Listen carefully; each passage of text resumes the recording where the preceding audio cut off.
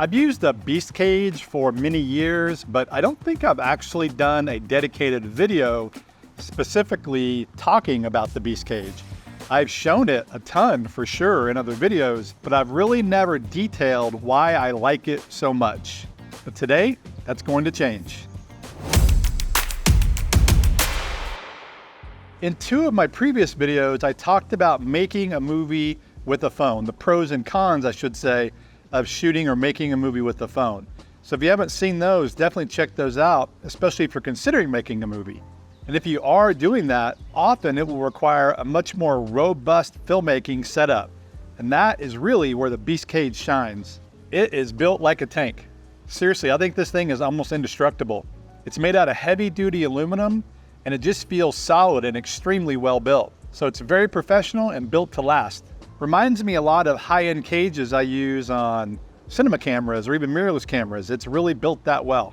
So it is heavy duty and weighs more than other cages, but not really in a bad way. Here it is compared to the Freewell Genius cage. The Freewell cage only weighs 130 grams. It's actually very lightweight for a cage. The Beastcage weighs 259 grams, so it is basically double the weight. But again, for filmmaking rigs, this is often a good thing. Adding weight to a very lightweight camera, like a phone, helps a lot with professional pans and tilts using a tripod. It can also be beneficial using larger professional gimbals. These can have problems with lightweight cameras. So for a filmmaking setup, it definitely feels more substantial. And for professional use, that is a good thing. Now, even though the cage is built like a tank, it's actually very easy to get your phone in and out. Some other heavy-duty cages require you to use screws, which is very secure, but man, a huge pain for quick changes. The Beastcage has a quick release lever. You just push it and it releases the cover. Then you drop your phone in and simply put the cover back on and it locks in place.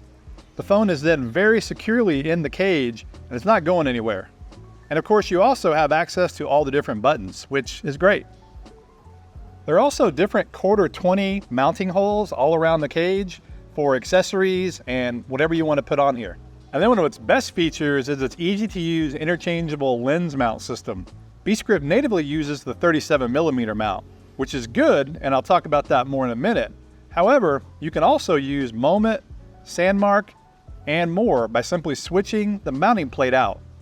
And this system is by far one of the sleeker and easier to use, but it's still very robust, and that's key. No tools are needed either, which I really like. And then if you don't want to use lenses, it comes with a 58mm filter mount. That way you could just use the built-in iPhone lenses, but then you can also still use filters, like a neutral density, etc., which if you're doing professional work is super important. And speaking of filters and lenses, I mentioned they have a 37mm mount natively, which I do like because again, it's very robust. And their lenses are best in class too. And so when you put their lenses on this system, you can easily add professional grade filters. In other words, filters you may already own for your traditional cameras. So larger ones like 77mm, 67mm, etc. Because the filter ring on these lenses is larger, so it's no problem to use these. And with some, you don't even have to use a step-up ring, or if you do, it's very minimal. Like with small lenses, sometimes those step-up rings can get out of control. And again, some of these larger type filter setups would be very hard to rig or really impossible to rig on little bitty small mobile type lenses. And again, the trend here is this is professional grade stuff for professional type filmmaking.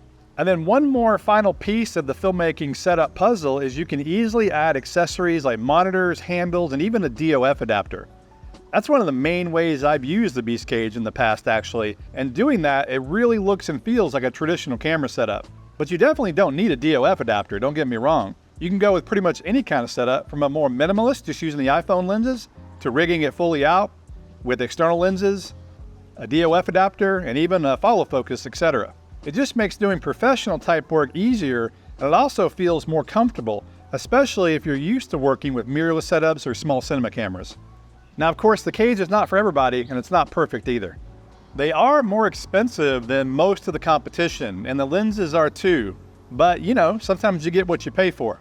They're also only made for a specific phone. This one is the iPhone 16 Pro Max. And so when you upgrade, the cage will no longer work. And while you can attach a side handle to this cage, It works differently than most others.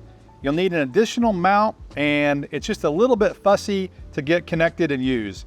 But once it's on there, it's fine, and so it's just not quite as easy to set up as it is with other type cages.